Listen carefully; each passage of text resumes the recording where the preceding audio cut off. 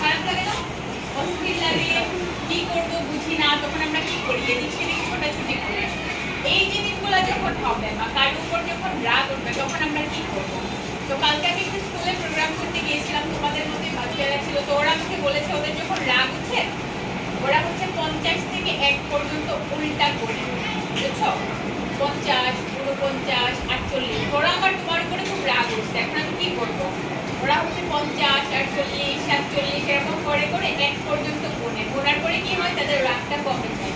এখন আমাদের যখন রাগ হয় আমরা উল্টাপাল্টা কথা বলে ফেলি না, আমরা তো মিন করি না এই কথাগুলো, তাই না?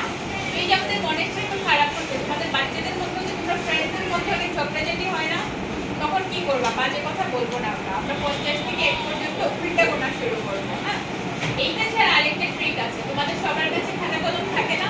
ধরো আমার উপরে তোমাদের অনেক রাগ হচ্ছে, এখন কি করবা? আমার ব্যাপারে যা যা লিখতে ইচ্ছা হয়, যা যা বলতে পারো না, সবই কাগজের মধ্যে লিখে ফেলবা। হ্যাঁ, লিখার পরে কি করবা? ওইটাকে ছিঁড়বা, ছিঁড়ে একটা বাজে জায়গায় ফেলে দেবা, ট্রেনে, কম্বোটে বা যে কোনো জায়গায়, বুঝছো? তাহলে রাগটা কমে যাবে।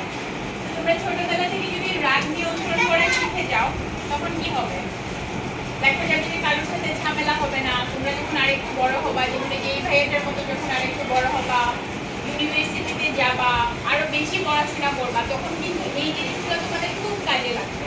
কারণ আমরা তো আসলে বাসায় অল্প মানুষের মধ্যে থাকি, স্কুলে পরিচিত ফ্রেন্ডদের মধ্যে থাকি, মানে আমরা যখন বাইরে পড়তে যাই, বাইরে যখন আমরা কাজ করতে যাই, তখন আমাদের অনেক অপরিচিত মানুষদের সাথে পরিচয় হয়, যারা বাংলাদেশের সব জায়গা থেকে আসে। এখানে তো শুধু শ্রীমঙ্গলের মানুষ না আমরা, তখন সবাই বাইরে থেকে আসে।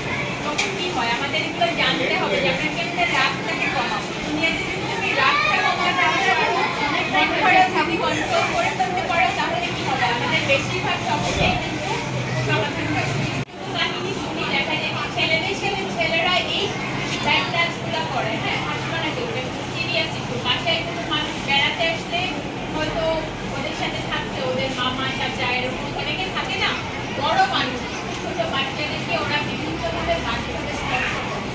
আমরা কাপড় কেন করি? কাপড় হাতে কেন করি? শরীরের বিভিন্ন স্থান ঢেকে রাখতে জন্য করি না? এইসব স্থান আমরা ঢেকে রাখি, সেখানে কেউ স্পর্শ করতে পারবে না। বুঝতে গেল? তোমরা তোমাদের বাসায় যদি ছোট ভাই বোন থাকে এই জিনিসগুলো বলবা।